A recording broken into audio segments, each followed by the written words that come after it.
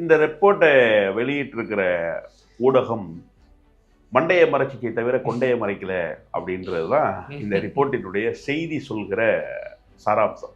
அதில் என்ன ரொம்ப குறிப்பா அப்படின்னு சொன்னால், தமிழ்நாட்டில் தேர்தலை சந்திக்கக்கூடிய வல்லமை, தேர்தலில் போட்டியிடுகிற வல்லமை அல்ல. தேர்தலை எலெக்ஷனை ஃபேஸ் பண்ணுறதுன்றது வேற, எலெக்ஷனை கண்டெஸ்ட் பண்ணுறதுன்றது வேற. ரெண்டுக்கும் வேறுபாடு இருக்குது. எலெக்ஷன் ஃபேஸ் பண்ணுற இன்ஃப்ராஸ்ட்ரக்சர் திமுக அதிமுக ரெண்டு கட்சிகிட்ட தான் இருக்குது. இந்த ரெண்டு கட்சி தவிர்த்து இன்னொரு கட்சி வந்து அந்த இன்ஃப்ராஸ்ட்ரக்சரோட தயாராகுமா அப்படின்னு கேட்டால், இதை விட மிக மிக மிக மிக வேகமாக அரசியல் ரீதியாக அரசியல் வயப்படுத்தப்பட்ட ஒரு கூட்டத்தை வைத்திருந்த விஜயகாந்தாலே 2006 அதை செய்ய முடியும். கலைஞர் செய்ய முடியாததையெல்லாம் தமிழ்நாட்டினுடைய முதலமைச்சர் செய்து முடிச்சிட்டாங்க. அப்போ அந்த இடம் ஃபுல்ஃபில் ஆயிடுச்சான்னா 200% ஃபுல்ஃபில் ஆயிடுச்சு. ஆனால் ஏடிஎம்கே ஸ்பேஸ் வேக்கமாக தான் இருக்குது, இன்னமும் வெற்றிடமாகவே தான் இருக்குது. இந்த இடத்த விஜய் வந்து நிரப்பலாம் அப்படிங்கிறது எல்லாரும் சொல்கிற ஒரு பொதுவான கணக்கு. இது வந்து பார்க்கறதுக்கு சரியாகவே தெரியும். இந்த இன்டெலிஜென்ஸ் ரிப்போர்ட்லாம் இதன் அடிப்படையில் வர்றது தான்.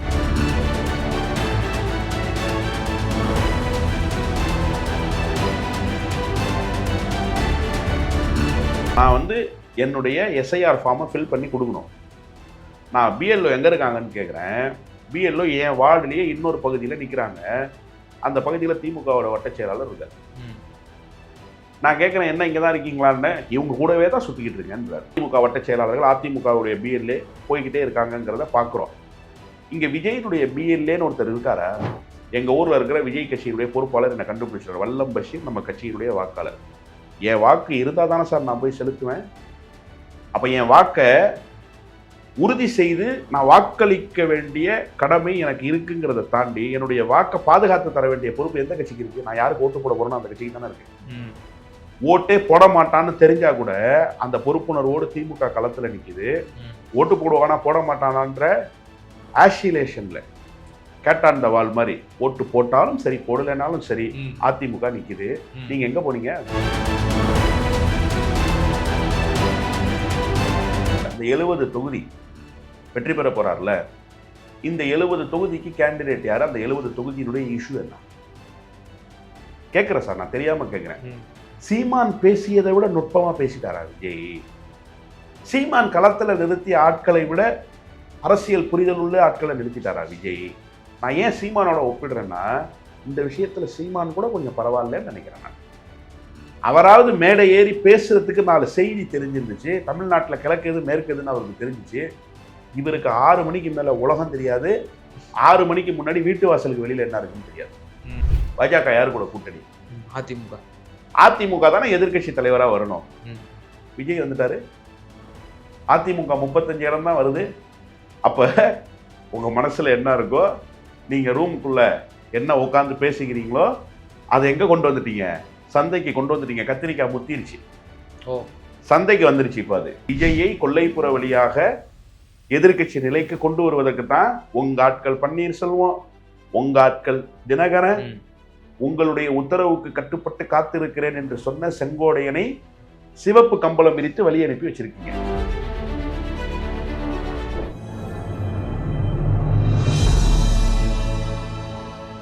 தமிழ் நியூஸ் நேர்களுக்கு அன்பு வணக்கம். இன்றைய சிறப்பு நேர்காணலில் நம்மோடு இணைந்திருக்கும் சிறப்பு விருந்தினர் திராவிட வெற்றி கழகத்தினுடைய முதன்மை செயலாளர் மரியாதைக்குரிய வல்லம் பஷீர் சார். சார் வணக்கம். வணக்கம் sir.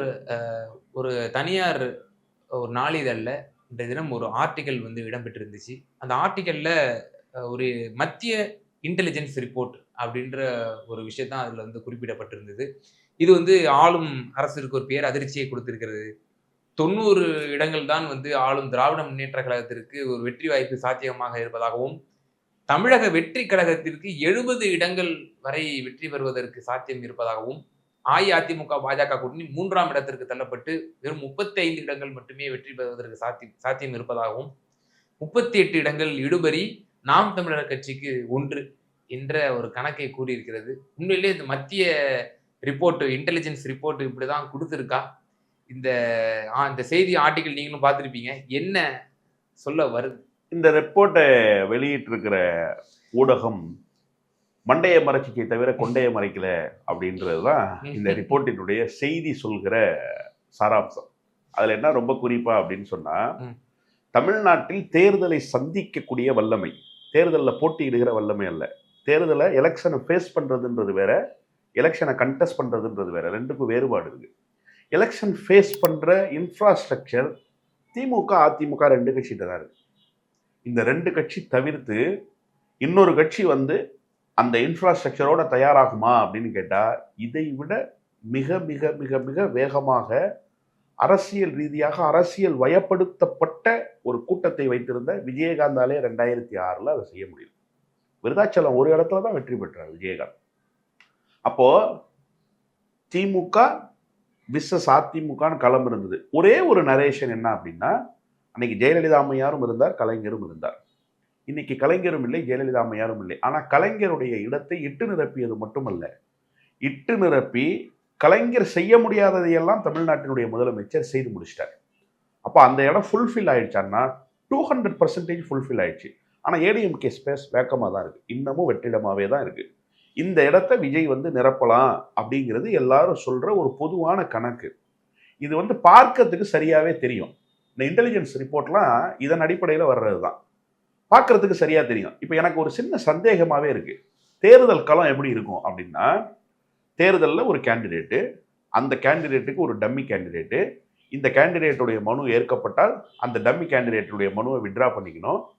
BLA 2 booth level agent 2 பேரு, ஒருவர் முழு நேர பணியில் இருப்பார், ஒருவர் அவரை மாற்றி விடுறதுக்கு சாப்பிட, சிறுநீருக்கு, இயற்கை உபாதைகளுக்கு மாற்றி விட போக வர இருக்கணும் அப்படிங்கிற இந்த ஸ்ட்ரக்சர் 63,000 சொச்சம் பூத்து தமிழ்நாட்டில். அப்போ இன்ட்டு 2 கணக்கு பண்ணீங்கன்னா 1,26,000 பூத்துகள், 1,26,000 பூத் ஏஜென்ட்ஸ் ரெடியா தாவேக்காவுக்கு? இதான எலெக்ஷனை ஃபேஸ் பண்ற ஸ்ட்ராட்டஜி.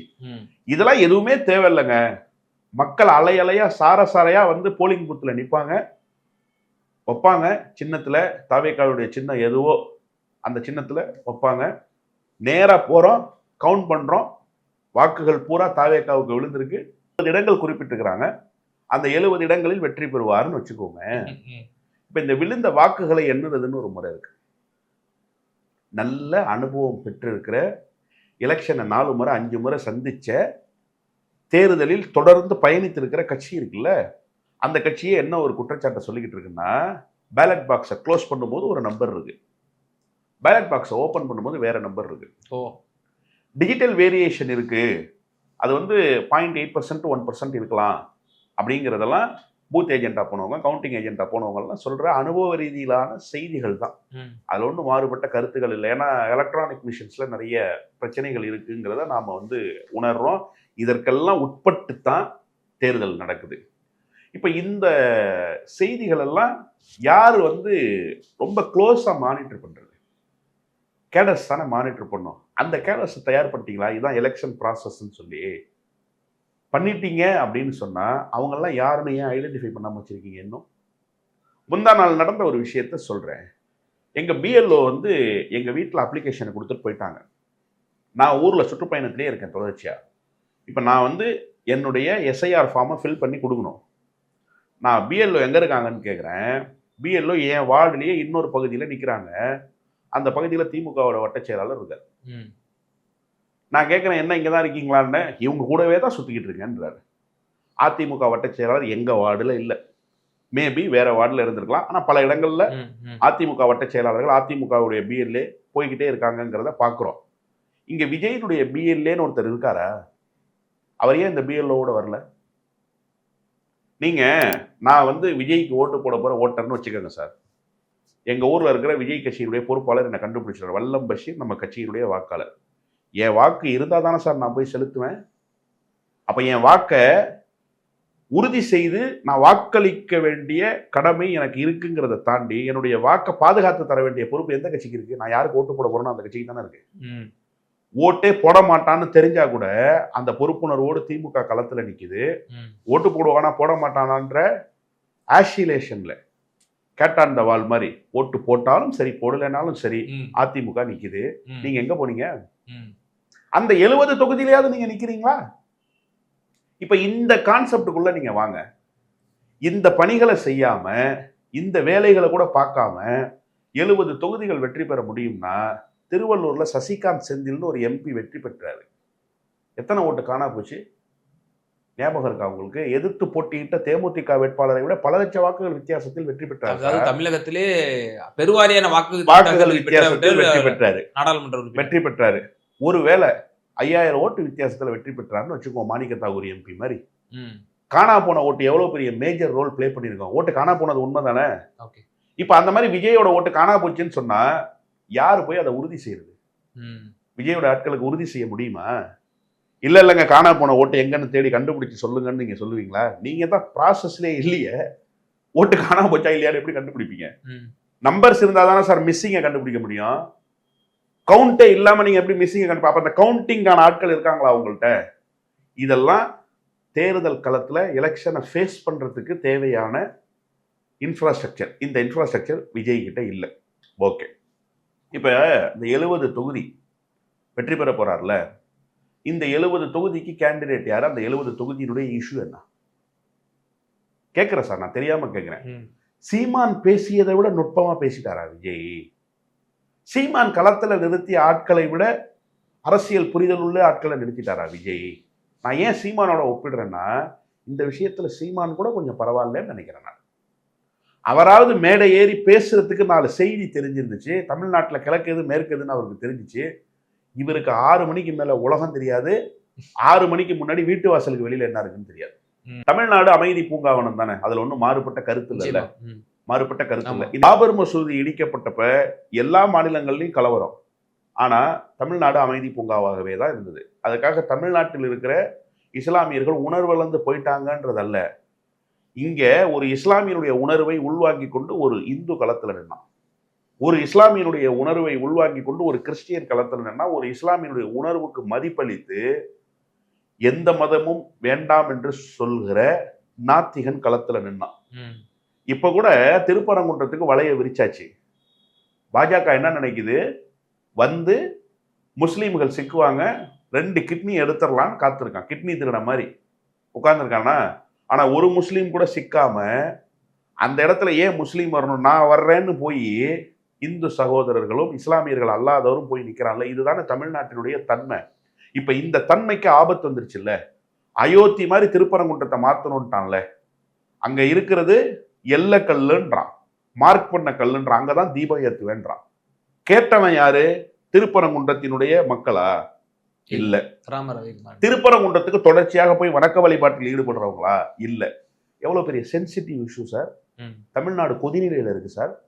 முதலமைச்சர் மட்டும் இந்த விஷயத்துல கன்சர்னா இல்லாம போயிருந்தா, முதலமைச்சர் தன்னுடைய ஸ்டெபிலிட்டியை காட்டாம போயிருந்தா, தமிழ்நாடு என்ன நிலைமைக்கு ஆட்பட்டிருக்கும், எவ்வளவு பெரிய அச்ச உணர்வும் பதட்டமும் வந்திருக்கும்.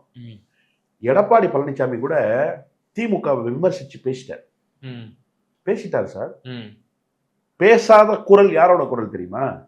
விஜயோட குரல் தான். அந்த குரல் எப்படி சார் இருக்கும் திருப்பரங்குன்ற விவகாரத்துல? நான் கேட்கணும்னு ஆசைப்படுறேன் சார். அப்ப அந்த குரல் என்னன்னே எனக்கு தெரியாது. திருப்பரங்குன்றன்னு ஒரு ஊர் இருக்கிறது விஜய்க்கு தெரியுமா? ஏன்னா திருப்பாச்சின்னு இருக்கிறது தெரியும், படத்தில் நடிச்சிருக்காரு அவரு. திருப்பரங்குன்றம்னு ஒரு ஊர் இருக்குன்னு தெரியுமா? அந்த ஊர்ல இவ்வளவு சென்சிட்டிவான ஒரு இஷ்யூ. அந்த இஷ்யூ மட்டும் இல்ல, இன்னும் அவர் கட்சி துவங்கினதுல இருந்து எண்ணற்ற சார் இது தமிழ்நாட்டுல இப்ப இருக்கிற கரண்ட் இஷ்யூ சார். இன்னொரு 3 மாசத்துல தேர்தல் வரப்போகுது சார். இது தமிழ்நாட்டினுடைய தன்மைக்கே மிக எதிரான செய்தி சார். இது இந்த செய்திக்கு இவர் ரியாக்ட் பண்ணல சார். இப்ப இதெல்லாம் மக்கள் பாக்குறாங்களா இல்லையா?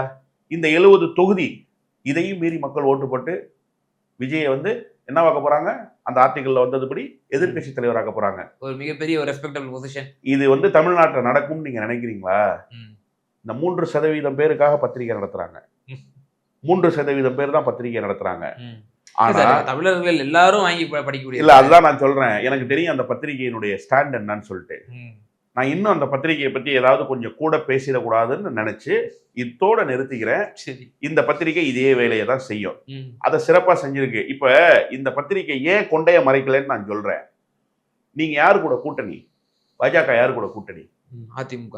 அதிமுக தானே எதிர்கட்சி தலைவரா வரணும். விஜய் வந்துட்டாரு. அதிமுக 35 இடம் தான் வருது. அப்ப உங்க மனசுல என்ன இருக்கோ, நீங்க ரூமுக்குள்ள என்ன உட்காந்து பேசிக்கிறீங்களோ அதை எங்க கொண்டு வந்துட்டீங்க? சந்தைக்கு கொண்டு வந்துட்டீங்க. கத்திரிக்காய் முத்திருச்சு. சந்தைக்கு வந்துருச்சு இப்ப அது. ஓகே. இப்ப இதுல இருந்து என்ன நீங்க சொல்ல வர்றீங்கன்னு நாங்க புரிஞ்சுக்கிறோம்னா, அரசியல் அறிந்தவர்கள் குறிப்பாக தமிழ்நாட்டு மக்கள் புரிஞ்சுக்கிறோம்னா, விஜயை கொல்லைப்புற வழியாக எதிர்க்கட்சி நிலைக்கு கொண்டு வருவதற்கு தான் உங்க ஆட்கள் பன்னீர்செல்வம், உங்க ஆட்கள் தினகரன், உங்களுடைய உத்தரவுக்கு கட்டுப்பட்டு காத்திருக்கிறேன் என்று சொன்ன செங்கோடையனை சிவப்பு கம்பளம் விரித்து வழி அனுப்பி வச்சிருக்கீங்க. இப்ப உங்களோட அஜெண்டா லாஜிக்கே புரியலையே சார். இப்போ பிஜேபி வளரணும் அப்படின்னா அந்த கட்சி ஒரு பிரதான எதிர்க்கட்சியாக வர வேண்டும், ஒரு ஆட்சி கட்டில் அமர வேண்டும் என்று அந்த கட்சி விரும்பலாம். ஏன் ஒரு அந்நிய கட்சியான தமிழக வெற்றி கழகத்தை வந்து அவங்க அதிக நிலையில ஏறணும்னு விரும்ப போறாங்க? இது லாஜிக்காவே பொருந்தாத வாதமா இருக்கு. எல்லா ஊர்லயும் ஆர்எஸ்எஸ் தானே சார், வட மாவட்டங்கள் வட மாநிலங்கள்ல ராஷ்டிரிய ஸ்வயம் சேவக் சங்கு. ஓகே, இங்க மட்டும் ஏன் சார் இந்து முன்னணி தேவைப்பட்டுச்சு? இதுல பல அவங்களுக்கு கிளை அமைப்புகள் இருக்குல்ல, பஜ்ரங் தள் இருக்கு, இந்த மாதிரி பல அமைப்புகள் இருக்கு இல்லையா அவங்களுக்கு, துணை அமைப்புகள். ஏபிவிபி இருக்கு. சரி, மாணவர் அமைப்பு ஏபிவிபி சரிங்களா. அப்புறம் பஜ்ரங்கள் வந்து ஆர்எஸ்எஸ் துணைநிலை அமைப்பு கிடையாது, அது ஒரு தனி அமைப்பு, ஆர்எஸ்எஸ் தழுவி இருக்கக்கூடிய ஒரு அமைப்பு. ஆனா இங்கதான் ஆர்எஸ்எஸ்ஸே இந்து முன்னணியா இயங்குச்சு. ராமகோபாலன் தலைவர் ஆர்எஸ்எஸ்க்கு, இந்து முன்னணிக்கும் அவர் தான் தலைவர், அவர் தான் இந்து முன்னணியை இயக்குறார். அப்ப இங்க வந்து இந்த மாநிலத்தினுடைய தன்மைக்கு ஏற்ப நீங்க முன்னணி பின்னணின்னு சொல்ல வேண்டியிருக்கு. ராஷ்டிரிய சுயம் சேவக் சங்கம் சங்கா இதெல்லாம் சொன்னீங்கன்னா இங்க சங்கு ஊதிரலாம். அப்ப இப்ப என்னன்னா, பாரதிய ஜனதா கட்சி நானே வர்றேன்னு சொன்னா இங்க யாரும் ஏத்துக்க தயாரா இல்லை. இந்த நாட்டினுடைய தன்மை அப்படி இருக்கு, இந்த நாட்டினுடைய ஓட்டர்ஸ் மனநிலை அப்படி இருக்கு. வெங்கடாஜலபதிக்கு போய் திருப்பதியில உண்டியல்ல காசை போட்டு வீட்டுக்கு வந்தா வீட்டுல பெரியார் படத்தை மாட்டி வச்சிருக்கான். இது இந்த நாட்டினுடைய தன்மையாக இருக்கு. திருப்பரங்குன்றத்துல பிரச்சனையா இருக்கு, இங்க ஏன் எனக்கு பிரியாணி கொடுக்கலன்னு பக்கத்து வீட்டுல இருக்கிற கபீர் பாய்ட்ட குமார் சண்டை போட்டுட்டு இருக்கான். அங்க பேர் என்ன, ரவிக்குமார் நின்று சண்டை போடுறாரு, என்னால விளக்கேற்ற முடியல தீபம் ஏற்ற முடியலன்றார். கொஞ்சமாவது இவன் கவலைப்படுறானா, எனக்கு ஏன் பக்கத்து வீட்டு கபீர் பாய் பிரியாணி கொடுக்கலன்னு கேட்கறான். அப்ப இந்த நாட்டினுடைய தன்மை வேறாக இருக்குல்ல, இந்த நாட்டினுடைய தன்மைக்கு ஏற்ப ஒரு கட்சி வருது. இந்த கட்சி ஏன் சார், அதான் அதிமுக கையில இருக்கு சார், கையில லட்டு மாதிரி ஒரு கட்சி இருக்கும்போது ஏன் சார் இந்த கட்சி வரணும்? அதான் சார் இங்க சிக்கல். அதிமுகவை ஒன்றிணைய விடாமல் செய்தாச்சு, அதிமுகவை அழிவு பாதையை நோக்கி நகர்த்தியாச்சு. இன்னொன்று, அதிமுக அந்த இடத்துக்கு வர முடியாதுங்கிற சூழல் வந்துருச்சுல்ல. ஒருவேளை அதிமுக பலம் பெற்று வந்தா நாளைக்கு ஏதாவது ஒரு ஸ்டாண்ட் மாறிடுச்சுன்னா என்ன பண்றது? அப்ப விஜய் மாற மாட்டார்னா விஜய்க்கு ஸ்டாண்டே இல்லை. ஓகே, அதான் சிக்கல். இப்ப ஒரு கோட்பாடு, ஒரு தத்துவம், ஒரு கட்டமைப்பு இருக்கிற கட்சியை செதைச்சிட்டு அந்த கட்சி வர விடாம பண்ணிட்டீங்க. இதை விட லாவகமா யாருன்னா, கோட்பாடு இல்லாத, ஸ்டாண்ட் இல்லாத, தத்துவம் இல்லாத ஒரு ஆர்கனைசேஷன் இருக்கு. அந்த ஆர்கனைசேஷன் அரியணையில ஏற்றி விட்டுறலான்னு நீங்க முடிவு பண்ணிட்டீங்க. ஏற்றி விட்டுட்டா நீங்க என்ன வேணுமோ செய்யலாம். கையை தூக்குன்னு சொல்லலாம், காலை தூக்குன்னலாம், முட்டி போடுன்னு சொல்லலாம், நடந்து வான்னு சொல்லலாம், கிரவுண்ட்ல ரவுண்ட் அடின்னு சொல்லலாம். எல்லாம் அந்த பப்பட் செய்யும். அந்த பப்பட்டை அதிகாரத்தில் ஏற்றுறதுக்கு நீங்க தயார் பண்ணீங்க. அந்த பப்பட்டுக்கு பேர் விஜய். இதை தமிழ்நாட்டு மக்கள் கண்டறிஞ்சிட்டாங்க. இப்போ ஒரு கன்ஃபஷன் ஸ்டேட்மெண்ட் இந்த பத்திரிகையில வந்துருக்கு. இது மேலும் அந்த செய்தியை உறுதிப்படுத்திருக்கு அப்படின்னு சொல்லி இந்த ஆமா சார், கன்ஃபஷன் ஸ்டேட்மெண்ட் சார், அது ஒப்புதல் வாக்குமூலம். இப்ப ஒரு சின்ன சந்தேகம், எப்படி சார் சொல்றீங்க நீங்க? அப்படிலாம் கிடையாது சார். அதிமுகவை கபலீகரம் செஞ்சு அதிமுக இடத்துக்கு பிஜேபி வருது சார்னு சொன்னாங்க. நானுமே பேசினேன், ஒன்னும் மாறுபட்ட கருத்து இல்லை. ஆனா அந்த வியூகம் எடுபடாதுன்னு தெரிஞ்சிட்டதுக்கு பிறகு ஒரு புது வியூகத்தோட வர்றாங்க. ஆர்எஸ்எஸ் வந்து விடாமுயற்சியில் விஸ்வரூப வெற்றி பெறுகிற அமைப்பு. அது நம்மை விட வேகமாக செயல்படும். எதிரியை எப்பவுமே நீங்க வந்து கரெக்டா கணிச்சாதான் களத்துல நீங்க நிக்க முடியும். அது நம்மை விட வேகமாக செயல்படுகிற அமைப்பு. அதுல ஒன்றும் மாறுபட்ட கருத்துக்கு இடமே இல்லை. இந்த வியூகம் முனை மழுங்குதுன்னா புதிய வியூகத்தை வகுக்கிறாங்க. அந்த புதிய வியூகத்துல தான் நான் சொன்னேன், மீண்டும் மீண்டும் சொல்கிறேன், அவர்களுடைய பப்பட் யாருன்னா விஜய் தான். அதை கையில் எடுக்கிறதுக்கு தான் இந்த முயற்சி. அதற்கு இன்றைக்கு வந்திருக்கிற இந்த பத்திரிகை செய்தி எங்கிருந்து வந்துச்சு? ஒன்றிய அரசிடமிருந்து வந்திருக்கிற வந்திருக்கிற செய்தி ரிப்போர்ட். அந்த ரிப்போர்ட்டை இந்த பத்திரிகை போட்டிருக்கு. இது ஒரு கன்ஃபஷன் ஸ்டேட்மெண்ட். கூட்டணி கணக்குகள் மாற வாய்ப்பு இருக்கா? பிஜேபி டைரக்டாவே தாவேகாவுடன் கூட்டணி வைக்குமா இந்த தேர்தலில்? அதை செய்ய மாட்டாங்க. அதை செஞ்சுதான் அதிமுக விளங்காம போச்சுன்றது பிஜேபிக்கு தெரியும். ஓகே, ஒருவேளை 2024 நாடாளுமன்ற தேர்தலில் எடப்பாடி பழனிசாமி எப்படி தனித்து நிக்கிறேன்னு சொல்லி களத்துக்கு வந்து நின்னாரோ, தனித்து நிக்கிறேன்னு சொல்லி களத்துல வந்து நின்னாரோ, அது மாதிரி இந்த தடவை நிக்க விட்டுருந்தா எடப்பாடி பழனிசாமி ஏதோ ஒரு வகையில் ஒரு பொலிட்டிக்கல் மைலேஜை அதிமுகவுக்கு பெற்றுக் கொடுத்துப்பார். அதை பெற்றுக் கொடுத்து விடக்கூடாதுங்கிறது பிஜேபியுடைய அஜெண்டா. அதனாலதான் ஓவர் நைட்டு அண்ணன் எடப்பாடி பழனிசாமியை கூப்பிட்டு டெல்லியில உட்கார வச்சு பேசி பஞ்சாயத்து பண்ணி அனுப்பிச்சு எடப்பாடி பழனிசாமியை சென்னைக்குள்ள வச்சு பேச விடாம செய்து. அதிமுகவுடைய பொதுச் செயலாளர் பேசல. பாஜகவிலிருந்து வந்தவர் யாருன்னா அகில இந்திய தலைவர் இல்ல, அமித்ஷா. அமித்ஷா பாஜக யாரு? முன்னாள் அகில இந்திய தலைவர். ஒரு முன்னாள் அகில இந்திய தலைவருக்கு உச்சபட்ச அதிகாரம், கூட்டணி அறிவிக்கிற அதிகாரத்தை கொடுத்து அந்த உச்சபட்ச அதிகாரத்தை அவர் கையில வச்சுக்கிட்டு இங்க இருக்கிற பிளாட்ஃபார்ம் யாரு? அனைத்து இந்திய அண்ணா திராவிட முன்னேற்ற கழகத்தினுடைய பொதுச் செயலாளர், தமிழ்நாடு எதிர்க்கட்சி தலைவர், முன்னாள் முதலமைச்சர் மாண்புமிகு எடப்பாடி கே பழனிசாமி அவரை பக்கத்தில் உட்கார வச்சுக்கிட்டு அறிவிச்சுட்டு போயிட்டாங்க. இதுதான் அந்த கட்சிக்கு இருந்த பின்னடைவு. இப்ப இதே வேலையை போய் தமிழக வெற்றி கழகத்துக்கு செஞ்சாங்கன்னா இது எப்படி நாசமா போச்சோ அதை விட ரொம்ப இலகுவா அது நாசமா போயிடும். ஏன்னா அது ஏற்கனவே அழுகி போய் கிடக்கு. இது போய் சேர்ந்த உடனே அது குப்பைக்கு வந்துடும். அது குப்பைக்கு வந்துடக்கூடாதுங்கிறதுனாலதான் அந்த அழுகிய பழத்தை சிவி சிங்காரிச்சு இப்ப ஷோகேஸ்ல கொண்டு வந்து வைக்கிற வேலையை பாஜக செய்துகிட்டு இருக்கு. அதனால நேரடியாக கூட்டணி வைக்க மாட்டாங்க. ஸோ இப்போ இந்த ரிப்போர்ட் மூலியமாக வேற என்ன செய்திகள் சொல்லுகிறது அப்படிங்கிற ஒரு கேள்வி இருக்கு. இப்போ இதன் மூலியமா இப்போ இவங்க ஒரு பக்கம் எஸ்ஐஆர் ஒரு பக்கம் பண்ணிட்டு இருக்கிறாங்க. விஜய்க்காக இவர்கள் ஏதேனும் ஒரு பொருளாதார உதவியோ அல்லது நீங்கள் உங்களை போன்றவர்கள் சொல்லக்கூடிய இந்த எலெக்ஷன் கமிஷனை வைத்து செய்யக்கூடிய உதவிகளோ செய்வதற்கான வாய்ப்புகள் இந்த தேர்தலில் இருக்கா தமிழக வெற்றி கழகத்தில்? இல்ல, எஸ்ஐஆர்னு ஒரு விஷயம் இருக்குல்ல, அது உண்மையிலேயே திமுகவுக்கு வச்ச செக்மேட் தான். ஓ, கண்டிப்பா அதுல ஒன்றும் மாறுபட்ட கருத்தே இல்லை. ஆனா இந்த செக்மேட் வரும்ன்றத தமிழ்நாட்டினுடைய முதலமைச்சர் 8 மாதத்துக்கு முன்பே கணிச்சிட்டார். எப்படி 8 மாதத்துக்கு முன்பே அவர் கணிச்சாருன்னா, லாலு பிரசாத் யாதவினுடைய அருமை மகன் தேஜஸ்வி களம் அமைச்சார், சோனியா காந்தியினுடைய அருந்தவ புதல்வன், காங்கிரஸ் கட்சியினுடைய நம்பிக்கை நாயகர் ராகுல் காந்தி களத்துக்கு வந்து நின்னாரு. பீகார்ல திமுகவுக்கு ஓட்டு இருக்கா? போட்டியிட போதா? வார்டு கவுன்சிலருக்கு இல்ல. ஒட்டுமொத்த இந்திய துணை கண்டத்துல நீங்க காஷ்மீர்ல இருந்து கன்னியாகுமரி வரைக்கும், ஹிமாச்சல பிரதேச, மத்திய பிரதேச, ராஜஸ்தான் எல்லா ஸ்டேட்டையும் எடுத்துக்கங்க. எந்த முதலமைச்சராவது, ஈவன் காங்கிரஸ் முதலமைச்சர்கள் வந்தாங்களா? தமிழ்நாட்டுடைய முதலமைச்சர் போனார். ஏன் போனாரு? எஸ்ஐஆரின் பெயரால் பல லட்சம் வாக்குகள் திருடப்பட்டுருச்சு.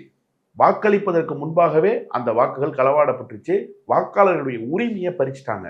இது ஒரு ஜனநாயக யுத்தம்னு போய் தன்னுடைய முகத்தை அங்கே பதிவு செய்து அந்த போராட்டத்தில் தன்னையும் இணைத்துக் கொண்டார். அவருக்கு நல்லா தெரியும் அடுத்த செக்மேட்டு தமிழ்நாட்டு தேர்தலுக்கு தான். இப்ப தமிழ்நாட்டில் எஸ்ஐஆர் போட்டாங்க. பீகாருக்கு போய் வருவதற்கு முன்பே தன் மாநிலத்துக்கு இந்த நெருக்கடி வரும்னு சொல்லி வியூகத்தை முன்பே உணர்ந்து களத்துல போய் நின்னவர் இந்த எஸ்ஐஆரை எப்படி எதிர்கொள்ளணும்னு எதிர்பார்க்க மாட்டாரா? எதிர்கொள்றதுக்கு தயாராக மாட்டாரா? தயாரானார். அதனாலதான் 3 முனைகளுக்கும் போனார் அவர். ஒரு பக்கம் சட்ட போராட்டம், இன்னொரு பக்கம் மக்கள் மன்றத்தில் தொடர்ச்சியான போராட்டங்கள், இந்த அரசையும் தேர்தல் ஆணையத்தையும் அம்பலப்படுத்துகிற வேலை. இன்னொரு பக்கம் எஸ்ஐஆருக்கு பின்னாடி BLA 2 போக சொன்னார். இப்ப 400 ஓட்டு திமுக ஓட்டு ஒரு வார்டுலன்னா 360 ஓட்டை எஸ்ஐஆர் படிவத்தை நிரப்பி கொடுத்து உறுதி செஞ்சிருச்சு திமுக. இப்ப இந்த உறுதி செய்யற வேலையை திமுக தேர்தல் பிரச்சாரமா பயன்படுத்திருச்சு. இதுவே ஒரு எலெக்ஷன் கேம்பெயினா மாறிடுச்சு திமுகவுக்கு. இப்ப எஸ்ஐஆர்ல வாக்குகளையும் உறுதிப்படுத்திருச்சு, இதையும் செஞ்சிருச்சு. ஆனா இன்னமும் ஒரு சந்தேகம் இருந்துகிட்டே இருக்கு. எஸ்ஐஆர் மேனிபுலேஷன் வேற மாதிரி நடந்துடலாம். பூர்த்தி செய்யப்பட்ட ஃபார்ம் சேர்க்கப்படுமா அல்லது நீக்கப்படுமா? சேர்த்த ஃபார்மினுடைய லிஸ்ட் வரைவு பட்டியல்ல வருமா, வராம போகுமா? அப்படி வரைவு பட்டியல் வந்தாலும் இறுதி வாக்காளர் பட்டியல் இடம்பெறுமா? இப்படி எல்லாம் பிரச்சனை இருக்குல்ல. இப்ப இந்த பிரச்சனை எதுக்காகனா, அதனால்தான் நான் சொன்னேன் திமுகவுக்கு வைக்கப்பட்ட செக்மேட்டு இது இந்த எஸ்ஐஆர். ஆனா இந்த எஸ்ஐஆர் மூலமா மேனிபுலேஷன் நடப்பதற்கான வாய்ப்புகள் இருக்கு. அதனாலதான் முதலமைச்சர் தொடர்ச்சியா என்ன பண்றாரு? கால் சென்டர்ஸ் போட்டாரு. சட்டக்குழுவை இதற்காக முழுமையாக பணியமர்த்தினாரு. இதற்குண்டான எல்லா எதிர்கொள்ள வேண்டிய யுக்திகளையும் கையில் எடுத்து வியூகங்களை வகுத்துட்டாரு. இப்ப இதுல இன்னொரு சிக்கல் ஒண்ணு இருக்கு. இப்ப நீங்க திமுகவினுடைய வாக்குகளை மட்டும் நிராகரிக்க மாட்டீங்க, அதிமுகவினுடைய வாக்குகளையும் நிராகரிச்சிருவீங்க. ஆனா இப்ப இதுல பிரச்சனை என்னன்னா, இந்த கேப்பை யூட்டிலைஸ் பண்ணிக்கணும்னாவது தாவேகா காரனுக்கு தெரிஞ்சுச்சா? அவன் வாக்கை உறுதி செஞ்சாவது குறைஞ்சபட்சம் இந்த இதெல்லாம் எங்க வாக்குன்னு சொல்ல முடிஞ்சிச்சா? இப்ப 13ஆம் நம்பர் வீட்டுல ஒருத்தர் இருக்கிறாரு, அவர் வீட்டுல 6 ஓட்டு, 6 ஓட்டுல 3 ஓட்டு திமுக ஓட்டு, 3 ஓட்டு யாருக்குன்னு தெரியல. அந்த 3 ஓட்டை தாவேக்கா பதிவு செஞ்சிருக்கணும்ல, இந்நேரம் போகலையே யாரும். அப்ப என்னதான் நீங்க முயற்சி பண்ணி களத்தை தயார் பண்ணி கொடுத்தா கூட அந்த களத்தை தனக்கான களமாக மாற்றிக்கொள்கிற வல்லமையோ ஆற்றலோ தாவேக்காவுக்கு இல்லை அப்படிங்கிறத நாம களத்துல இருந்து பாக்குறோம். இதுதான் களம் சொல்கிற ரிப்போர்ட். இதையெல்லாம் மீறி எஸ்ஐஆர்ல ஒரு பெரிய மேனிபுலேஷன் நடந்துரும் அப்படின்னா தமிழ்நாடு அதை எதிர்கொள்ள தயாரா இருக்கு. நிச்சயமா அதை எதிர்கொள்ளும். ஆனா இவங்க சொன்ன கணக்கெல்லாம் நடக்கவே நடக்காது. ஏன்னா முதலமைச்சருக்கு நல்லா தெரியும் சார், தேர்தல் 2021 நடந்துச்சு சார். நடந்தப்ப அவர் ஒரு செய்தியை சொன்னார். அப்போ கொரோனா யுத்த காலம், தமிழ்நாடு ஐசியூல அனுமதிக்கப்பட்டிருந்துச்சு. ஜூம்ல தான் பேசினார். அப்ப அவர் சொன்னாரு, எதிரிகள் நம்மை எளிதாக வெல்ல விட மாட்டார்கள். வாக்கு எண்ணிக்கை நிறைவு பெற்று வெற்றி பெற்ற பட்டியல் அறிவிக்கப்படுகிற வரை வாக்குச்சாவடி மையங்களில் இருந்தும் வாக்கு எண்ணிக்கைக்கான மையங்களில் இருந்தும் வாக்குப்பெட்டிகள் வைக்கப்பட்டிருக்கிற மையங்களில் இருந்தும் யாரும் நகர்ந்து விடாதீர்கள் சொன்னார். எதிரிகள் நம் வெற்றியை அவ்வளவு எளிதான வெற்றியாக மாற்ற மாட்டார்கள் என்றும் சொன்னார். அப்போ அவ்வளவு பெரிய ஆன்டி இன்கம்பன்சி ஜெயலலிதா அம்மையார் இறந்து விட்டாங்க. 10 ஆண்டு காலம் தொடர் ஆட்சி, அலங்கோல ஆட்சி, கொரோனா யுத்த காலம், கொரோனாவில் ஊழல், இவ்வளவுக்கு பிறகு இந்த வெற்றி சாத்தியப்படுமா அப்படிங்கிற சந்தேகத்தோடு இந்த வெற்றி எப்படியாவது தட்டி பறிக்கப்பட்டுருமோன்ற கவலை உணர்வோடு அணுகிய முதலமைச்சருக்கு இந்த 5 ஆண்டு காலம் அரசு நடத்தியிருக்காருல்ல, வரக்கூடிய தேர்தலை எதிர்கொள்கிற ஆற்றலோ வல்லமையோ இல்லாம போயிரும்னா நீங்க நினைக்கிறீங்க? அவ்வளவு அண்டர் எஸ்டிமேட் பண்ணிடுறீங்களா என்ன பாஜக காரங்க? எனக்கு ஒன்றும் புரியல. நீ நீதிமன்றத்தினுடைய தீர்ப்பை பெற்றுக்கொண்டு சென்ட்ரல் ஃபோர்ஸ் இல்லையா, இங்க இருக்கிற மாநில அரசினுடைய அதிகாரம் இங்க இருக்கக்கூடிய போலீஸ் கிட்ட செல்லுபடி ஆயிரும். அதனால போலீஸ் ஒத்துழைக்க மாட்டாங்க. நம்ம சென்ட்ரல் ஃபோர்ஸை கொண்டு வந்து இறக்கி போய் தீபம் ஏற்றிடலாம். ஒரு விளக்கையே உன்னால ஏற்ற முடியல தமிழ்நாட்டுக்குள்ள. எஸ்ஐஆர் நீ இம்ப்ளிமெண்ட் பண்ணி இங்க இருக்கிற வெற்றியை மேனிபுலேட் பண்ணி மாத்திர முடியும்னு நினைக்கிறியா? இப்ப என்னன்னா, எனக்கு என்ன தோணுதுன்னா, இந்த விவகாரத்துக்கு பிறகு நீ முடிஞ்சா செஞ்சு பாடுறான்னு முதலமைச்சர் சேலஞ்ச் பண்றாரு. நான் புரிஞ்சுக்கிறேன். ஏன்னா மக்கள் யார் பக்கம் இருக்கிறாங்கன்றது களத்துல தெரியுது. எங்களுக்காக, எங்க நேயர்களுக்காக ரொம்ப நேரம் ஒதுக்கி பல கேள்விகளுக்கு ரொம்பவும் அழகாகவும் தெளிவாகவும் உங்களுடைய பதில் கொடுத்திருந்தீங்க. ரொம்ப நன்றி. நன்றி.